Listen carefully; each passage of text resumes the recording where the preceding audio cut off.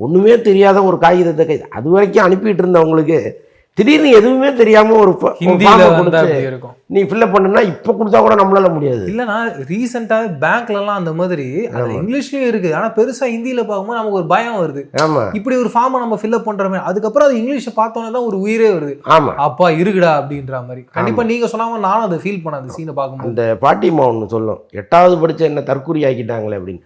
அந்த காலத்து 8வதுங்கிறது சாதாரண விஷயம் கிடையாது. கண்டிப்பாக இந்த காலத்து +2க்கு சமம் அது. டெஃபினட்டா அதுவும் ஒரு பெண்ணா இருந்து அவங்க படிச்சிருக்காங்க. ஆமாம், அவங்க சொல்லும் போதெல்லாம் அது வந்து ஒரு ஒரு ஒரு வலி மிகுந்த ஒரு வசனம். அதெல்லாம் ரொம்ப உணர்ந்து எழுதியிருக்காங்க சுதா கொங்கரா.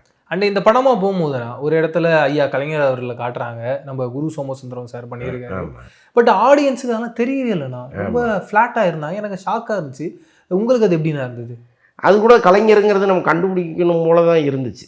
இன்னும் கொஞ்சம் கலைஞர் மாதிரி அதை பண்ணியிருக்கலாம். அண்ணாவை கரெக்டாக நம்ம பிடிச்சிட்டோம், அப்படியே இருந்தது. கலைஞரை மட்டும் இன்னும் கொஞ்சம் அவங்க விவரமாக பதிவு பண்ணியிருக்கலாம்.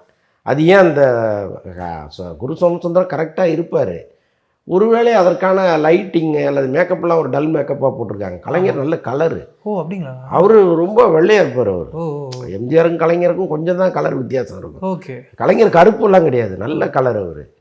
அவரை வந்து ஏன் இவ்வளவு கருப்பாக படத்தில் காமிச்சாங்கன்னு நமக்கு தெரியல. ஸோ அதெல்லாம் கொஞ்சம் சரி பண்ணியிருக்கலாம்.